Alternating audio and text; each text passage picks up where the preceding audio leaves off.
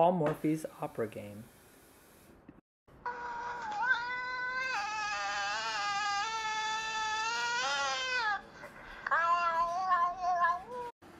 Paul Morphy was born in 1837 in New Orleans. He's considered by many chess players to be the greatest chess player of all time. He's also called the pride and sorrow of chess because although he was a great player, he quit chess when he was still young and never really got to play many great players who came after him. Still, he's considered the first unofficial world champion. Morphy played many beautiful games of chess, but his most famous game is called the opera game. This game was played against two opponents in a real opera house during a performance.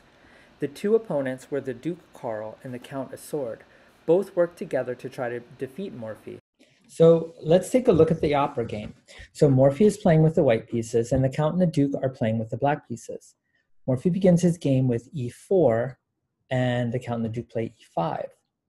Knight f3, d6, d4, and bishop g4. So it's pretty normal opening at this point. Morphy takes the e-pawn. The Count and the Duke grab the knight. Morphy recaptures with the queen. And then in this position, it's Morphy's move. Now, Morphy was very famous for giving his pieces a lot of freedom in the game. He was very interested in something called piece activity, meaning that he was able to get his pieces active and out onto good squares before his opponents. And during his day, he won many games just because he had a lot of piece activity, and also he was an amazing tactician. He really saw a lot of tactics in his games. So in this position, take a look and see if you can find a way that Morphy develops a new piece and creates a very big threat.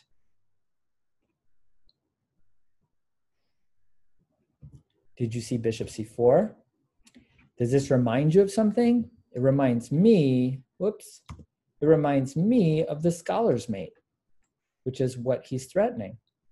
So black cannot get checkmated. This would not be a very good game that anyone would want to see if black loses the game in the next couple moves. So black has to create a defense here. And the Count and the Duke decided to play a very good way to stop the scholar's mate, which is to play knight f6. But in this particular position, white can now create another tactical threat.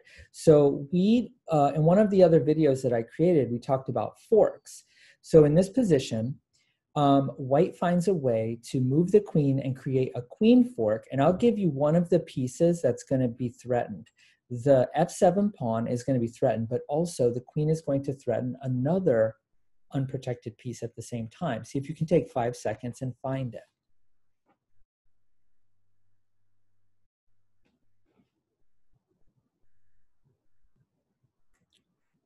Queen b3. So we have two attackers on the f7 pawn, and the queen is also threatening to capture on the b7 pawn. So white is already winning a pawn in this game. The Count and the Duke decide to stop the capture of f7. So they play queen e7 so that they can protect this important square.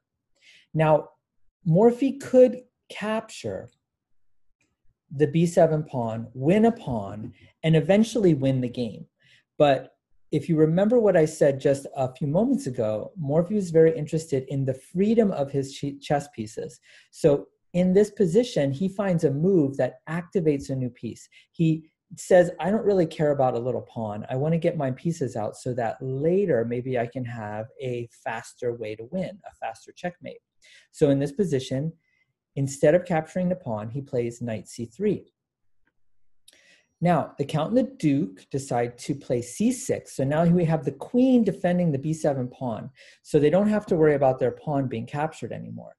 But because they move a pawn and they don't really bring out any other pieces, this gives Morphy yet another chance to bring another piece out and also create a strong tactical threat. The piece that he's going to bring out right now is his bishop. Can you find the best square for the bishop? What is the best square that you can find to place that bishop on? Morphy played bishop g5. And what tactic is being set up here? That's correct. It's a pin. Now the Count and the Duke decide to, at this point, play an interesting move. They make a mistake that many chess players make. And the mistake that they make is sometimes when you don't know what to do in a game and you feel like your pieces don't have a lot of freedom, or you feel like you're very cramped, you push a pawn, or you create a silly kind of easy to stop pawn threat. And that's exactly what the Count and the Duke do in this game. And this pawn move that they make is such a terrible move that it leads to their complete destruction in just a few moves later. So this is a really good example of why you should not push pawns in a chess game unless you are very sure that you need to move that pawn. So the pawn move they make is b5. And I think you can see why they want to play b5. This bishop is on a pretty good square. And if they play this b5 move, they're kicking the bishop out of that square. And that might seem like a really good idea. But because the Count and the Duke's king is stuck in the middle, and so many of the Count and the Duke's pieces are still on their original squares, Morphy decides to play a sacrifice.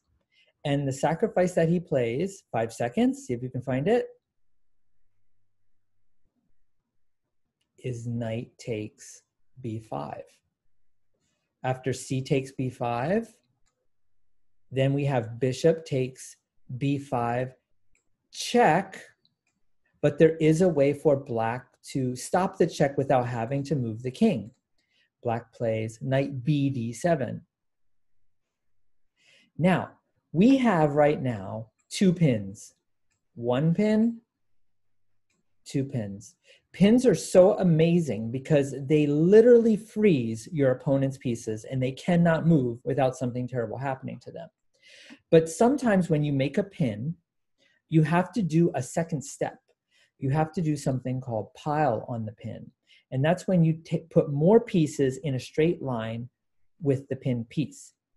So take 5 seconds and see if you can find a way for Morphy to activate a new piece and also pile on the d7 knight, which is pinned. So just so you can see it, this is the knight we're looking at. Let's try to point another piece at that knight.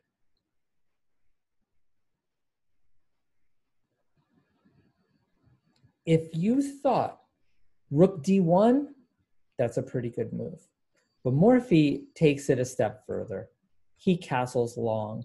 And now he's not only pointing 2 pieces now at the pinned knight, he also got his rooks connected. So this rook is now ready to come into the game when the moment arises. So in this position, black decides to protect the knight since it's being attacked twice. And now Morphy finds a way to checkmate black and win the game. But it involves a sacrifice. So I'm going to take 5 seconds, see if you can find the sacrifice that begins this combination of moves.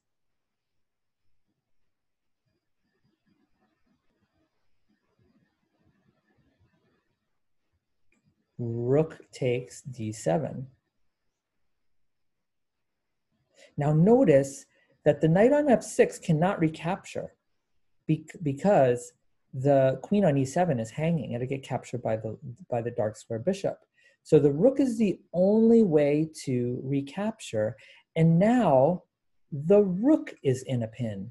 So just like we did before, find a move that piles on the pinned piece. So the rook is pinned. We need to bring a brand new piece into the game. Activate a new piece. Give a new piece freedom and attack that pinned piece.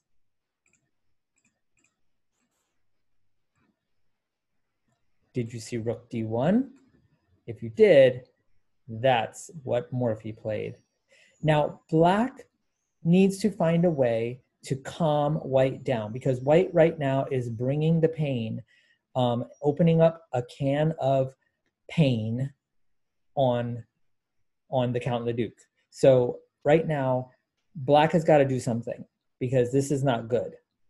And Black decides to do something that is actually not a bad idea if something like this is happening to you. And that's to offer a trade. So Black is saying, you can come and capture my queen, and then I'll capture your queen. And then after the queens are off the board, everything's going to calm down, and maybe I can get a draw, or maybe, you know, I can even win the game later. But now Morphy plays another interesting move.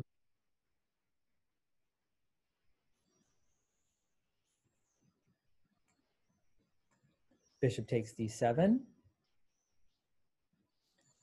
Now is the mate in 2 moves. So from this position, Morphy has a mate in 2 moves. Can you find the checkmate in 2 moves?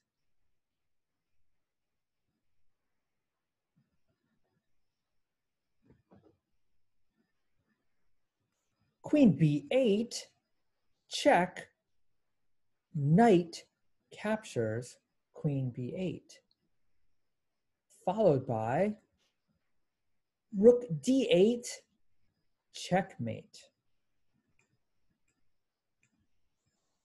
So this checkmate, some people refer to it as the Morphy mate. It's a mate that you would execute with a bishop and a rook. So this is a very interesting game. This is one of the games that, in my opinion, and also the opinion of many, many, many, many good chess players, is a very important game to study and maybe even to memorize, because there's so many interesting tactics. But the main thing to remember from this game is just notice, we go through the game, how quickly White gets all of his pieces out. Morphy wastes no time activating all of his pieces. And even in this position right here, if you look and you count the pieces that are developed, you'll see that White has more pieces developed and Black is just kind of cramped and stuck in the back.